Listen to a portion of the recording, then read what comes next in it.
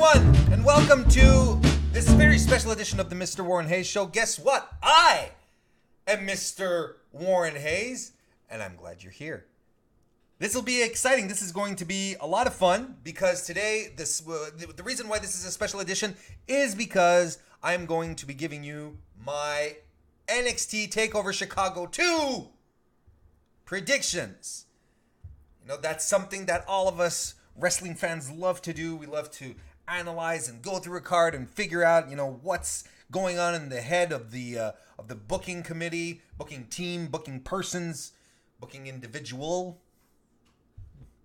and bring to light, you know, what we think should happen based on everything that we know, based on stuff that we think is upcoming, things that we're not quite sure. Anyway, you see where this is going.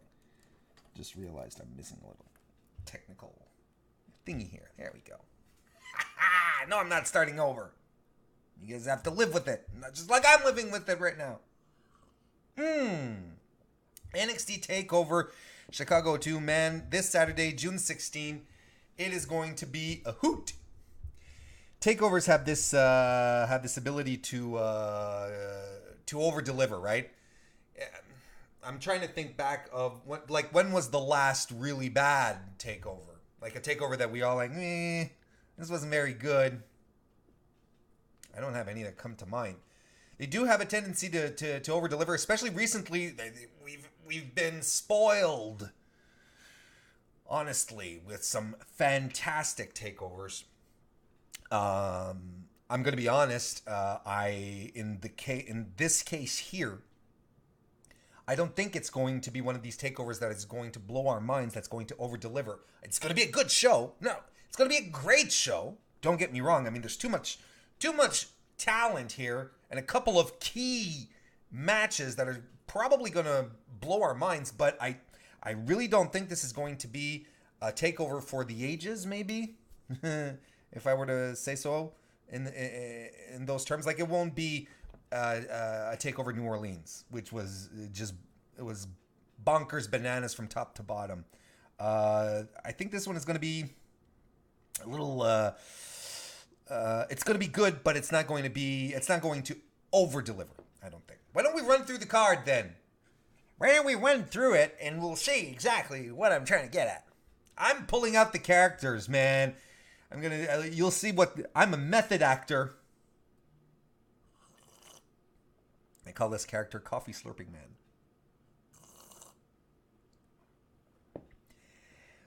I'm going to run down the card as it's presented right now on WWE.com. We're going to start with the NXT Tag Team Championship on the line.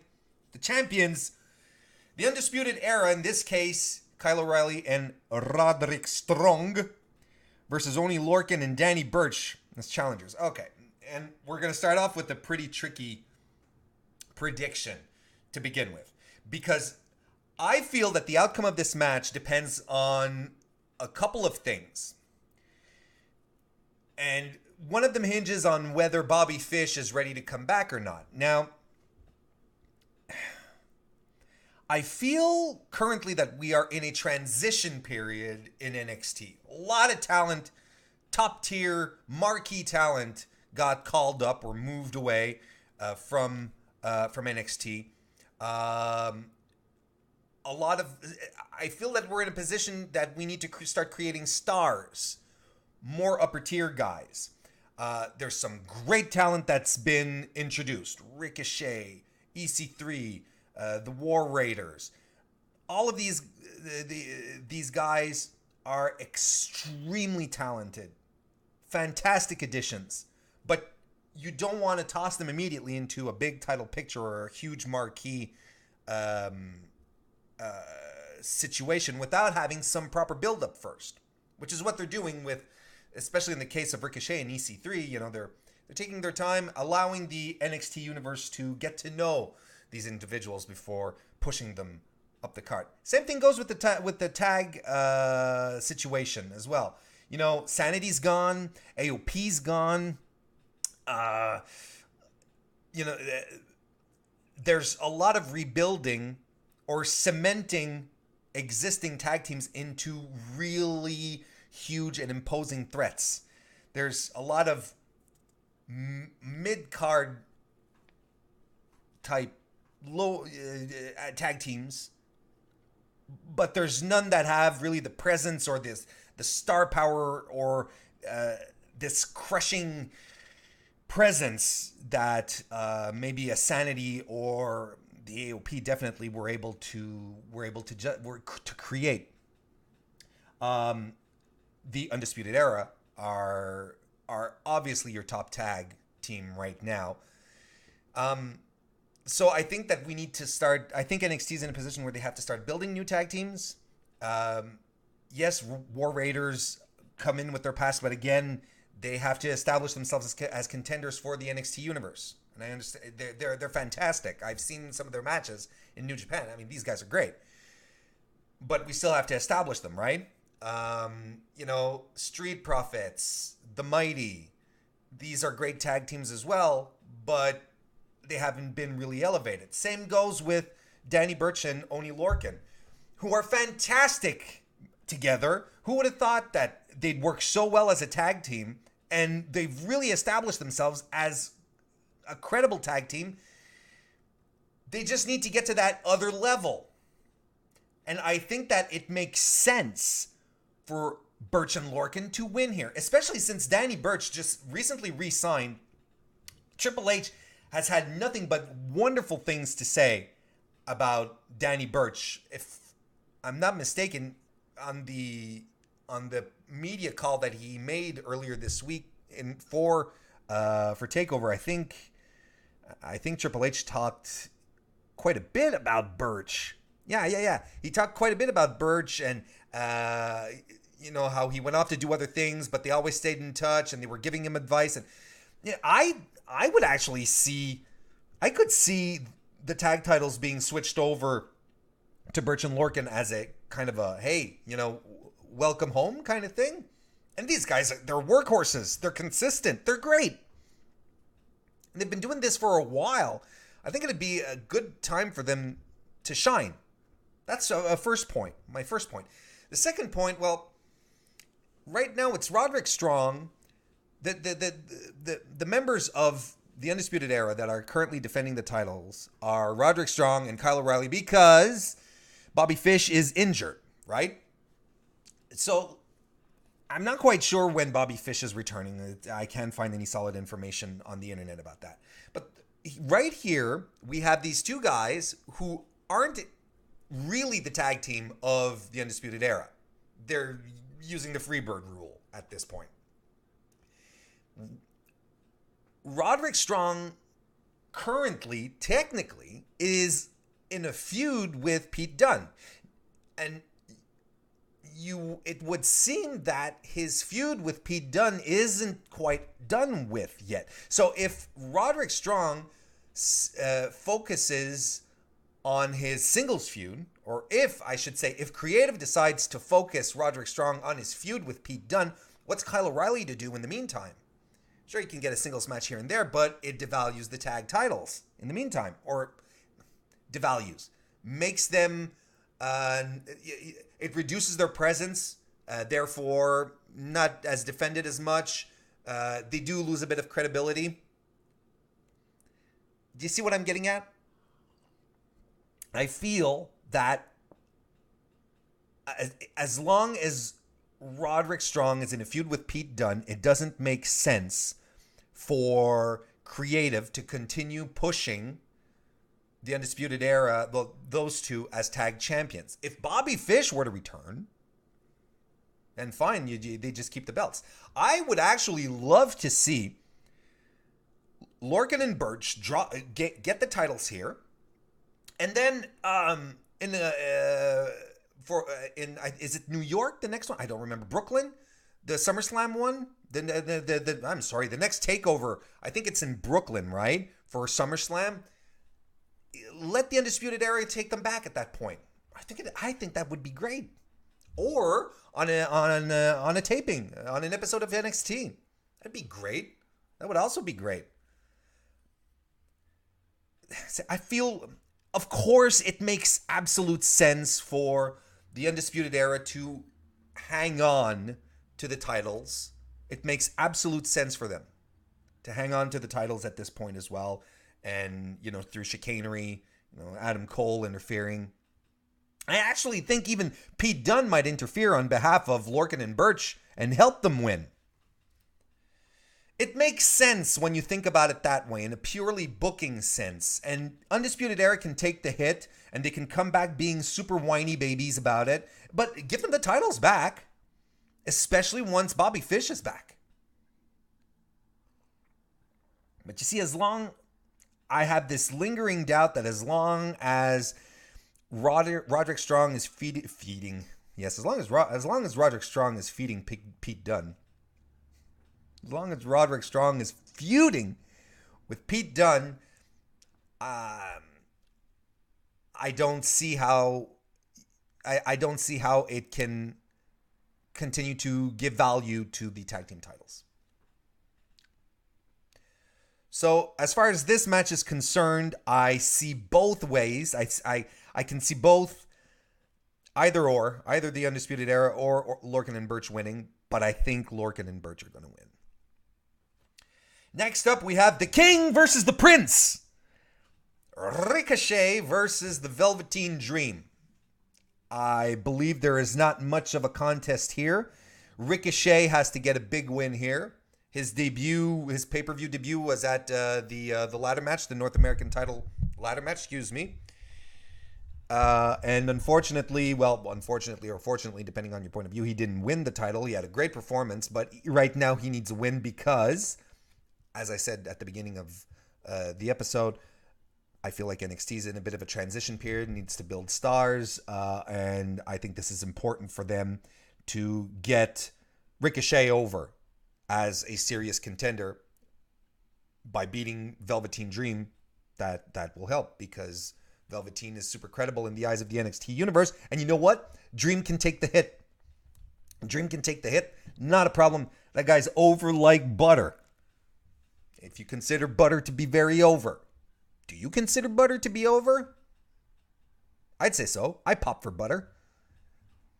If someone brings me a plate of steaming green beans, green string beans, and I look at him like, all right. But then they drop a nice little, tiny little square of butter on top and it starts melting. Boom! Now you've got yourself a side dish! It's going to be a great match, regardless of what happens, regardless of booking intentions. This is going to be a fantastic match. We are going to have our minds blown, I believe. Excuse me, I'm having trouble with my mic. There we go. I think we're going to this is going to be a fantastic match. Our minds are going to explode. Literally. Not literally. That'd be gross. Also weird. It'd be like that movie Scanners. Have you guys seen that movie? Let me know if you've seen Scanners. 1980. Oh man, I want to say 86, 85, 86. David Cronenberg. Let me know. Hit me up. Find me on Twitter or something. Yeah, so I'm on a couple of tangents right now, right? I'm not very focused. Ricochet versus Velveteen Dream is going to be a fantastic match. There's not much more to say. Ricochet is going to win. Both men are going to look like aces. I, as many other people, believe that these two are the future of WWE. These guys are going to carry this company in 10 years. And in 10 years' time, when we're thinking back and we look at this match, we're going to be like, man, look at how far these guys have come. They were already brilliant back then. And look at the banana crazy stuff that they're doing right now. So Ricochet with the win here. The NXT Women's Championship is going to be on the line as Shayna Baszler, the champ, takes on Nikki Cros. I don't see Shayna Baszler losing her title at all on her first pay-per-view defense. They've been building Shayna too much as a bully intense monster heel. It's not going to happen. It's not going to happen. And again, this is another situation where, and especially in the women's division, I find we're in a transition mode.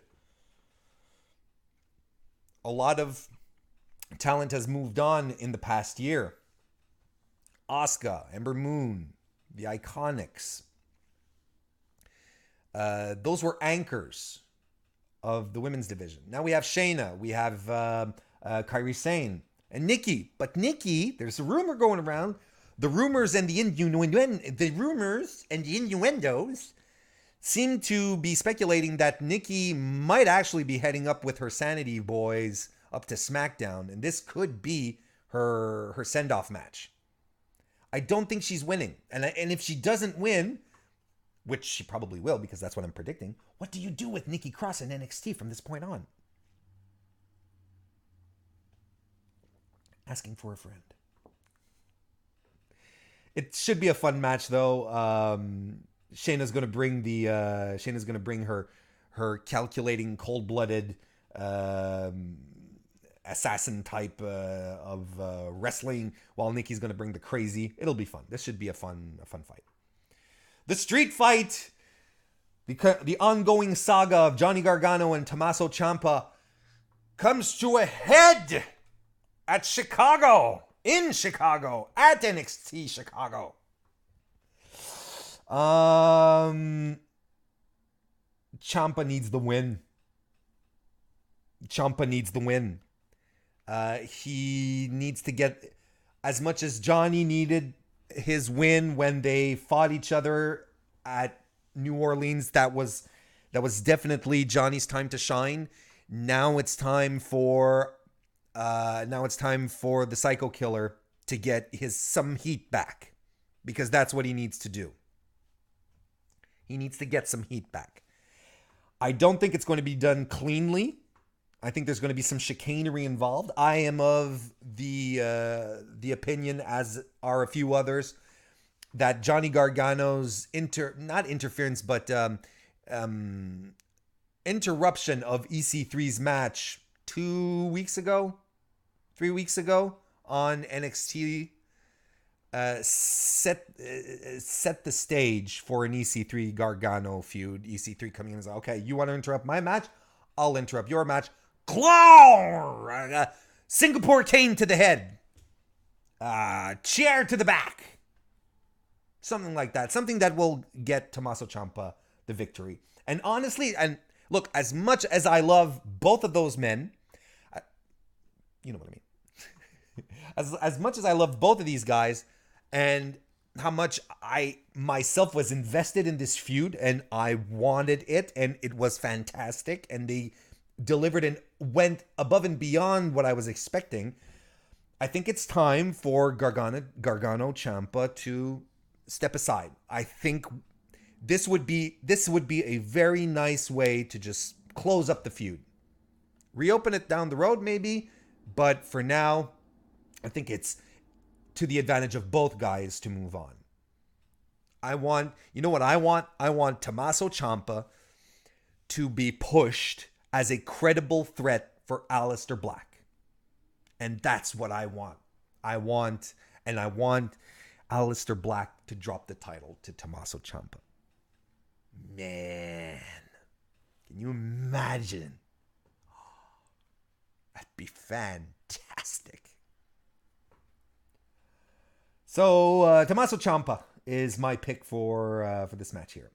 And our last match of the night, the NXT Championship match, Aleister Black versus Lars Sullivan. I don't think this is going to main event the card. I think the street fight is going to main event, which is a shame. But well, look, I'm going to get this out of the way straight off the bat. Aleister is going to retain, and I think this is a lock. Yeah, I really think this is the lockiest lock of all the locks on this card. I like Lars. Don't get me wrong. He's not ready for this spot. He's not ready for main event. yet. He's definitely not ready to hold the NXT Championship. I would have given him a little more time. But again, if you adhere to my philosophy that we're in a transition period in NXT, Lars was the only logical creature available for Aleister. If you just want to build your other guys properly, like Ricochet and like EC3, and you don't want to toss them straight off the bat into the NXT picture, who are you going to put up against Aleister? We just had Adam Cole back in January, right? And Adam Cole's the North American champion. He would have been completely credible, but Gargano and Ciampa are still in their feud. You know, had he been booked better, Cassius Ohno would have been... That would actually be a match I'd love to see. Two really strong strikers? Are you kidding me? Big guys, too? But they'd have to start building Ohno as a credible threat instead of just being the gatekeeper of NXT now. Yeah, Lars isn't ready. I mean, even when he was doing his skit last week on NXT where he was beating up all the trainees in the ring, it looked kind of soft. I don't know. See, I'm convinced last year I was sure that they were building Lars Sullivan. They were starting a slow build on him to really establish him as a monster, to be a credible threat for Aleister Black. Then he got injured, right? There was a long stretch of time that he got injured. Then suddenly he pops back. A few weeks ago. And basically was in the handicap match against Ricochet and Velveteen. I'm trying to think back of what else he had done. See, he doesn't have the proper build for this, and he's not quite there. I guess this is why it's a developmental territory, right? You want to be able to test these waters, and I'm okay with that. And I'm sure the match will be fine. But man, Aleister should be main eventing these cards, man. Aleister is ready for prime time. He's been ready for a while, except for his promo work. Promo work could use a little more fire. But yeah. So those are my predictions. We run them down. If we run them down one more time, Oney, Lorcan, and Danny Burch will win the NXT Tag Team Championships. And here's another reason, by the way, I think that they're going to win the NXT Tag Team Championship. The NXT Tag Team Championship. It's because I'm convinced that Shayna Baszler is retaining, and I'm convinced that Aleister Black is retaining. Do you really have a pay-per-view where 0 titles change? Feels a little weird to me. Pay-per-view is, you shake things up. I think Lorcan and Burch are going to win if Bobby Fish is still out for a while, and if the storylines keep progressing in the way that they are. That's what makes the most sense to me. But I mean, I won't be surprised if Undisputed Era hold on either. But my prediction is Lorcan and Burch, if I have to commit. And I do have to commit. That's what predictions are. Ricochet will win over the Velveteen Dream. Shayna Baszler will defeat Nikki Cros and retain her title. Johnny Gargano, Tomasso Ciampa will defeat Johnny Gargano. I think there might be some EC3 chicanery involved. And Aleister Black will defeat and retain over Lars Sullivan. So those are my NXT predictions, ladies and gentlemen.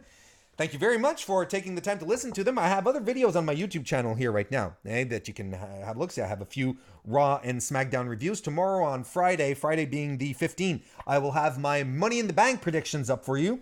Been in the same format as this. It'll be fantastic. You'll be able to see what I have in mind for the next main roster pay-per-view just on Sunday, on the 17th. I'm also going, you know what? I'm also going to be doing another retro review for Fightful.com for their premium service, FightfulSelect.com. I'm going to be joining Sean Ross Sapp once more to do another review of a classic pay-per-view. This time it's going to be ECW. Wait, which one is it? Oh, Hardcore Heaven 95. Yeah, that's what we're going to be doing. ECW Hardcore Heaven 95. That'll be fun. I already have one up there. If you're a member of Fightful Select, you can right now go see it. We reviewed Great American Bash 96, so go take a look at that. And if you're not a member of Fightful Select, what the hell? Go sign up. I did. You get rewards anyway. Go check that out whenever you have a chance. And follow me on Twitter, Mr. Warren Hayes. Twitter.com. Mr. Warren Hayes. That's really the best place to find me and comment and so on. So you can leave comments in the video here as well if you want, but I'm on Twitter most of the time. A lot. So there you go. That's what's happening tomorrow. Money in the Bank 2018 predictions. Hope you join me once again for those. In the meantime, thank you very much once more for checking out my predictions, and I'll see you next time.